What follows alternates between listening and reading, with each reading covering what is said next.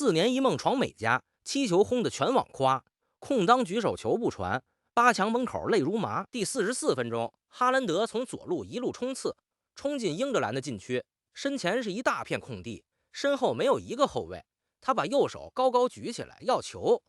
這時候只要一腳橫傳，他面對的就是門將，幾乎等於空門。可那腳傳球從頭到尾就沒有來，帶球的那位隊友看了一眼，自己帶，調整再調整，最後自己打门，被英格蘭後衛一脚封堵。几萬人的球场瞬間安靜。鏡頭切到哈蘭德，他站在原地，双手一攤，滿臉的不可思議。這是7月11號，邁阿密世界杯8强，挪威对英格蘭，90分鐘踢完1-1加时赛，英格蘭2-1逆轉。等了整整4年，才第一次踢上世界杯的哈蘭德，就這麼被擋在了4強門口。這場球，挪威先进的球壓着打的上半場，被吹掉的進球砸在橫梁上的頭球，每一樣單拎出來都夠球迷咂摸半宿。老馬今天從頭給你捋完，你就明白為什麼這麼多球迷說這是這屆世界杯最讓人心裡發堵的一场輸球。先說這场球是怎麼走的，其實開場是英格蘭先拿到機會，第29分鐘，凱恩一腳任意球打高了。第35分鐘，輪到哈蘭德亮劍，呂耶爾松右路傳中，他中路搶的頭球被英格蘭門將皮克福德穩穩按住。挪威的头号武器第一次出手就被摁了下。可1分鐘之後，比賽變了天。第36分鐘，队长厄德高前场做球，21号舍尔德鲁普在禁区左侧拿球，所有人都以為他要傳中，結果这個21歲的年輕人左腳直接兜射，球畫出一道誇張的弧線，越過門將，鑽進遠角，神仙球，1-0，挪威領先。這是舍爾德鲁普這屆世界杯最閃亮的一腳，也是挪威這個晚上的最高點。這個舍爾德魯普你該有印象，16強挪威贏巴西那場給哈蘭德餵球的就是他。這批挪威年輕人是真敢踢。接下來的10來分鐘是挪威全場最好的一段。第39分鐘，索爾洛特一脚打高。第40分鐘，厄德高外圍重炮被皮克福德撲出。邁阿密那天熱得邪乎，可挪威人越踢越上頭，眼看就要把1-0变成2-0，然後就到了第44分鐘，那次反擊，索尔洛的中路带球往前趟，一路带进英格蘭的禁區。這時候英格蘭的防線已經完全回不來了，他眼前只剩一個門將，左邊哈蘭德從左路高速插上，身邊沒有一個防守球員，手提前就舉起來了，這種機會都算不上半單刀了，橫傳一腳就是幾乎100%的進球。結果你都看見了，不傳自己來被封堵。如果這球傳了進了，比分就是2-0。世界杯淘汰賽2-0和1-1是兩個世界，英格蘭必須全線壓上來，哈蘭德最喜歡的反擊空間就全打開了。淘汰賽的老理兒就一句，你不殺死比賽，比賽早晚会都殺你。可足球没有如果。上半场補時第2分鐘，英格蘭的貝林厄姆在禁區左側接隊友做球，晃開防守，冷靜推射，1-1。補時裡凱恩還想再來一腳，被挪威門將尼蘭撲住。挪威的領先就差2分鐘沒能帶進更衣室。更讓球迷憋氣的是，這居然還不是唯一一次。下半場挪威又拉出一次反擊，2打2，哈蘭德又跑出了空位，索尔洛特還是自己來，猶豫了一下，最後連門框的範圍都沒打到，機會又一次從哈蘭德舉着的那只手邊上溜走了。一次可以說沒看見，2次球迷就坐不住了。英格蘭那邊估計都看樂了，你最怕的人站在空位上，球却不往他腳下走，這防守等於白撿。而2-0之後的挪威本可以放心大膽的收縮打反擊，那是他們最舒服的踢法。賽後，挪威球迷衝進了索爾洛特的社交賬號，評論區直接被灌爆。有人留言，哈蘭德舉手都舉酸了，還有人說哈蘭德都快跑進停車場了，你傳一下能怎麼樣？更扎心的是，幾天前挪威淘汰巴西晉級8強的時候，索爾洛特發過一條慶祝動態。這場輸完，那條動態底下的評論區全變了味兒。這裡頭還有個特別扎眼的巧合，索爾洛特這場穿的是挪威的7號球衣，紅色紅衣7號，看見隊友跑出絕佳位置，選擇自己來，無數球迷瞬間想起了另一位大名鼎鼎，也總被調侃有機會愛自己來的紅衣7號。這個梗啊，賽後在網上刷了一整夜。老球迷還想起了另一幕，2022年世界杯決賽最後時刻，法國的科洛穆阿尼拿到一個足以決定冠軍歸屬的單刀，姆巴佩從左路高速跟進，穆阿尼選擇自己射門，被阿根廷門将馬丁內斯用腿擋了出來，法國最後點球輸給了阿根廷。那場決賽，姆巴佩一個人進了3個球都沒能捧杯。穆阿尼那一腳要是傳了进了，世界杯冠軍可能就換了人。那一球該不該傳，吵到今天都没吵完。同樣是世界杯淘汰赛，同样是巨星跑出空位，同样是队友选择自己来。上一个站在空位上等球的人叫姆巴佩，这一次轮到了哈兰德。可老马今天想带你往深处再看一层，骂索尔洛特容易，真正的问题不在他一个人身上。你得先弄明白，哈兰德是台什么机器？他是触发型的终结机器，他不是梅西那种自己拿球、自己推进、自己组织的人。他的可怕全压在几个瞬间里，启动、卡位、冲刺、终結，球得在对的时间、对的空间、用对的力度送到他脚下，他才会变成那个让防线绝望的人。传早了，他还没摆脱；传晚了，防線回收了，傳在腳下，他的速度優勢就沒了。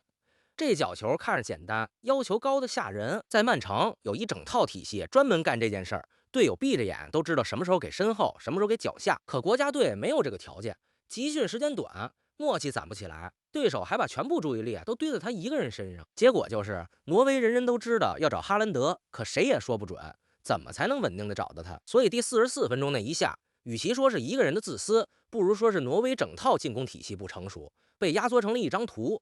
世界級的終結者站在空位上等球，球隊卻沒能把最關鍵的一腳送過去。話說回來，老馬得替索爾洛特說幾句公道話。先看人，這哥們兒不是什麼水貨，1.95米的馬競，正牌前鋒，在比利亞雷亞爾那個賽季單季踢進23球，還有一場對皇馬獨中4元。馬競前年掏了3200萬歐元才把他買回來。他的職業生涯本身就是一部苦出身的爬坡史，早年在英超坐冷板凳，被租來租去。是在土耳其聯賽把自己重新踢了出來，一步一個腳印，快30歲才踢進豪門。賽前，挪威主帥索爾巴肯還專門替他說過話，說索爾洛特為這支球隊幹了大量的活，他一直在幫哈蘭德，可數字擺在那兒也是真扎心。這屆世界杯，哈蘭德進了7個，索爾洛特一個沒進，一個前鋒顆粒無收的站在全隊頭號射手的身邊，比誰都憋着想證明自己。那個瞬間，他想自己來是本能，不是罪過。再說個更難的事兒，跟哈蘭德搭檔，本來就是天底下最容易挨罵的活。你傳給他，傳菜了，挨罵，說你浪費機會；你不傳，更挨罵，說你自私。你自己打門沒進，全世界拿你跟身邊那個怪物比，傳也是錯，不傳也是錯。這份壓力，坐在屏幕前的咱們看不見。這麼一個老兵，不該被一場球釘死在柱子上。這球到底該不該傳？咱把話放到最後，你來定。嘮到這兒插一句，愛聽老馬這麼把一場球掰開揉碎講的，順手點個訂閱，往後每場硬仗，老馬都這麼給你捋。比不傳球更堵心的還在後頭。第55分鐘，挪威開出角球，禁區裡一陣混戰，中衛赫格姆把球捅進了球門，挪威全隊已經開始瘋狂慶祝，2-1，他們以為又領先了，可 VAR 介入了，回放顯示進球之前，哈蘭德在禁區裡推搡拉拽了英格蘭的安德森，犯規在先。法國主裁判蒂爾潘執法過歐冠決賽的名哨，跑到場邊看完回放，進球取消，比分回到1-1。要知道這球要是算了，劇本就全變了。這個判罰賽後兩邊吵翻了，有人覺得禁區裡搶點你推我搡本來就是常態，這種接觸也吹太嚴。也有人覺得回放裡推拉動作確實明顯，安德森整個人被摁住了，吹的沒毛病。咱不當裁判，兩邊的理都給你擺這兒。可你站在哈蘭德的角度過一遍這一晚，前面隊友2次不傳球，好不容易全隊進了個球，回放一查，壞在自己身上，推人犯規在先，進球沒了，這找誰說理去？第76分鐘，命運又補了一刀，挪威角球開進禁區，中衛阿耶爾高高躍起，頭球重重砸在橫梁上，彈了出來，離2-1就差那麼幾釐米，一個被吹掉的進球，一根橫梁。挪威這一晚2次摸到勝利的門把手，2次被彈了回來。這裡頭有個轉折點，得單獨說說。中場休息，英格蘭主帥圖赫爾一口氣換了2人，薩卡和埃澤上場。英格蘭的邊路一下子提了速，上半場還被挪威壓着打的比賽，下半場慢慢變成了英格蘭的節奏。第59分鐘，挪威邊路主力呂耶爾松又傷退了，被迫調整，節奏更亂。挪威的年輕人拼了一晚上，可板凳的厚度、體能的儲備跟英格蘭差着一截，人家替補席上坐的全是英超豪門的主力，挪威的主力陣容幾乎沒得換。淘汰賽拼到最後，拼的就是板凳和油箱。這一點，挪威從一開始就吃虧。常規時間最後階段，替補上來的努薩還有一腳內切抽射，又被皮克福德撲了。90分鐘，1-1進加時，加時賽一上來，英格蘭全壓了過來。凱恩的頭球，羅傑斯的遠射。被挪威門将尼蘭一個接一個撲出去，可撲得完一時，撲不完一晚。加時賽第93分鐘，英格蘭開出角球，禁區裡亂成一鍋粥，尼蘭沒能把球處理乾淨。貝林厄姆第一時間出現在最危險的位置，補射破門，2-1，梅開二度。順便一說，這一晚 VAR 兩邊都沒放過。加時賽裡，英格蘭也有一次點球申訴 ，VAR 看完沒給，每個判罚都在刀尖上走。說句公道話，貝林厄姆這已經是連着第2場幹這事兒，32強打刚果金，他被对方门将連撲3次，顆粒無收；16強打墨西哥，他99秒之內梅開二度。這一場又是扳平加絕杀一肩挑，這孩子啊，這一路是被拒絕出來的爆發。你還得知道英格蘭背着什麼包袱。2018年他們进過4强，半決賽加时輸給克羅地亞。2022年8強，凱恩點球罰丟，倒在法國腳下。這支隊比誰都怕再一次停在8強。這回是這個23歲的中場把他們背過了這道坎兒。順帶一提，賽前全世界吹的戲碼是哈蘭德對凱恩2大中鋒金靴對轟。結果俩人一晚上一個球沒進，全場的光讓貝林厄姆一個人搶走了。而另一邊，第105分鐘，哈蘭德被換下了场，整場比賽他被英格蘭重點照顧，他往回撤，有人跟；他往身後衝，有人堵，一共就撈着2腳射門，一腳頭球被皮克福德撲出，一腳偏出。接替他上场的斯特蘭德拉森也沒能改变什么，他连續14場國家隊比賽進球的記錄停在了這個晚上。下場的時候，他低着頭，沒有憤怒，沒有抱怨，就是沉默。丟球之後，尼蘭還在撲，薩卡連着2腳，斯彭斯的遠射全被他摁了出去。這老哥一晚上7撲8撲，把一場眼看要崩的球咬到了最後一刻。對面的皮克福德也不含糊，撲了哈蘭德的頭球，厄德高的重炮，努薩的抽射。两邊門將都神了，就更顯得那些浪費掉的機會扎眼。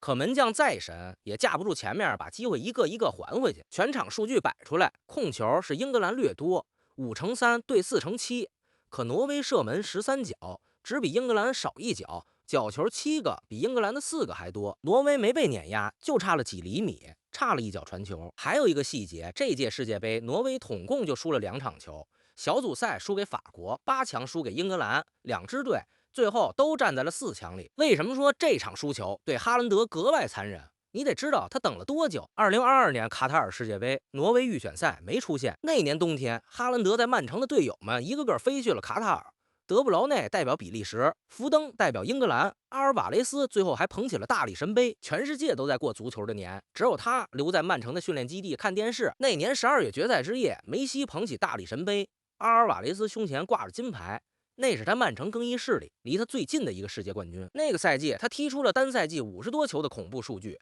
全世界最能進球的人，卻連世界杯的門都沒摸着。這件事兒一直是他心裡最大的一根刺兒，所以這一屆他比誰都拼。32強對非洲杯冠軍科特迪瓦1-1僵的第86分鐘，是他一錘定音，非洲杯冠軍當場出局。16強對5星巴西，他又進了球，把巴西送回了家。這一屆他一共踢進7個球，帶着挪威隊是頭一回踢進世界杯8強。過去挪威在世界杯上走得最遠的一次，也就摸到16強。要知道，挪威上一次踢世界杯還是1998年，中間隔了28年。那時候哈蘭德還沒出生。這批挪威人也不只有他，隊長厄德高平時是阿森納的隊長。這一屆把挪威的進攻一手串了起來。這一路啊，挪威淘汰了非洲冠軍，淘汰了5星巴西，全世界都在討論這會不會是屬於哈蘭德的封神之路。4年前他連世界杯參賽資格都沒有，4年後他帶着一個500多萬人口的國家踢到了世界前8，他把自己能做到的全都做完了，可最後還是倒在了4強门口。足球最殘酷的地方就在這兒，你已經足夠好了，可結局還是不歸你管。最後老馬給你收個口，很多年以後，球迷也許會記得貝林厄姆的双响，記得英格蘭時隔8年重回4強，但更多人忘不掉的可能還是第44分鐘那個畫面，哈蘭德一路衝向空當，右手高高舉起，身前是一大片草地，身後沒有一個人，他甚至已經準備好慶祝了，可那脚傳球始終沒有出現。等4年，哈蘭德等得起，可有些球你舉一晚上手他也傳不過來。挪威這批人還年輕，哈蘭德也才25歲。這個夏天的童話停在了8強，封王之路的答案4年後再接。對了，這場踢完4強全出齊了，英格蘭接下來要碰的是梅西的阿根廷，另一半区法國對西班牙，哪一場都是決賽級別的對決。行，問題留給你。第44分鐘那球，索爾洛特到底該不該传？覺得該傳的，評論區扣個1；覺得能理解他自己打門的，扣個2。咱評論區裡接着掰扯，覺得老馬唠的還中，訂閱點一個。接下來的半決賽，老馬第一時間給你端上桌。我是第一次看球的老馬，咱們下一場見。